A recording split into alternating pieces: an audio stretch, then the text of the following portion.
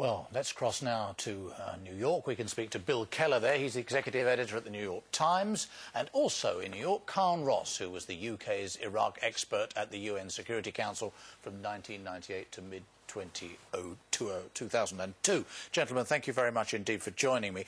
Bill Keller, can we start with you first of all? The charge against you and the release of this information is that it imperils national security and there is a risk to individuals. Are you absolutely sure that that is not the case?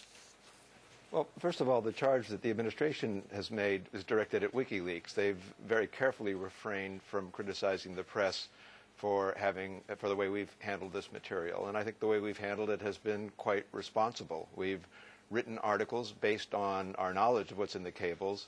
By the time we're done in a week or so, we will have posted in total about 100 of the cables. We've redacted them to remove the names of any confidential informants, human rights activists and dissidents and the like, and to remove other material that at the recommendation of the U.S. government, we were convinced could harm national security. So, I think there already is some embarrassment, but our hope is that we've done everything in our power to minimize actual damage. Just to be clear, Bill Keller, are you saying that you sort of go to the government in advance and say, what about this, that and the other? Is it all right to do this and all right to do that? And you get clearance then?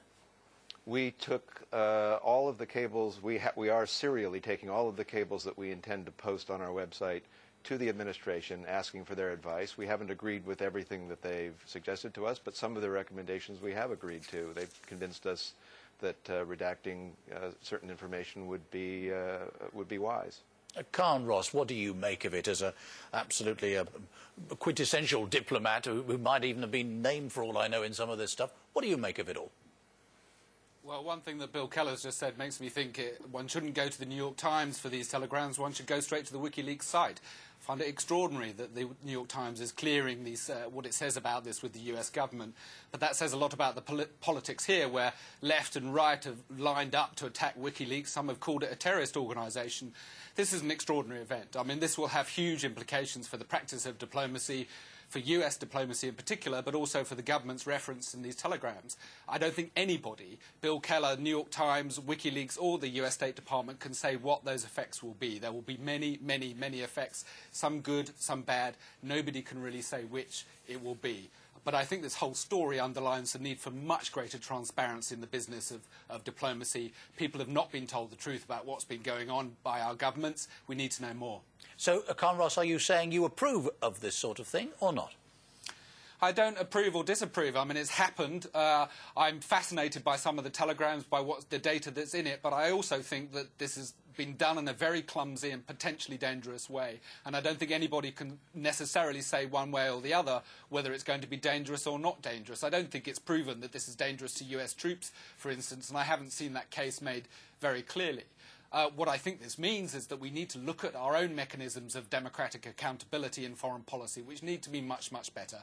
Things like the Foreign Affairs Committee of the British Parliament, or indeed congressional subcommittees on foreign policy, both of which I've testified, are pathetically inadequate to analyse and scrutinise what diplomats are up to. There's a gross discrepancy between what our governments are up to in our name and what we know about it. Bill Keller, would you accept the point that this does, at the very least, make diplomacy in the way it's been done in the past very, very difficult? I mean, take this case of Arab states, other Arab states, and their attitude to Iran, for example. Now we know very clearly that surely could have very, very dangerous precedent, and everybody's got to be much more careful of saying what they think. I think that's a valid point, but you have to take into account that, embarrassment aside, those Arab leaders,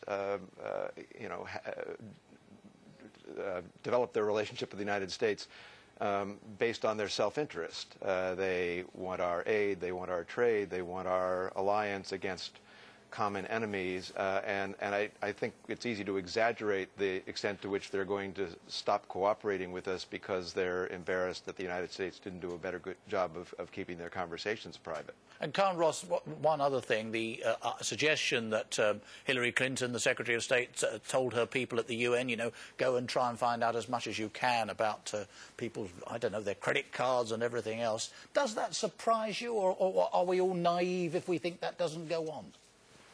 Yes, you are all naive if you think that doesn't go on. I mean, states spy on each other, big deal. I mean, where's the news story there? I don't really see it. The fact that this telegram was signed off by Hillary Clinton doesn't mean anything. All instructions from Washington are signed off by the Secretary of State. That could have been a low-level set of instructions for the intelligence station in the US mission at the UN. Every major state has them. They're all spying on each other. They're all spying on the UN. I was a bit surprised by the extent of the intelligence tasking in that telegram, but I think the fact that the US is doing this shouldn't surprise anybody.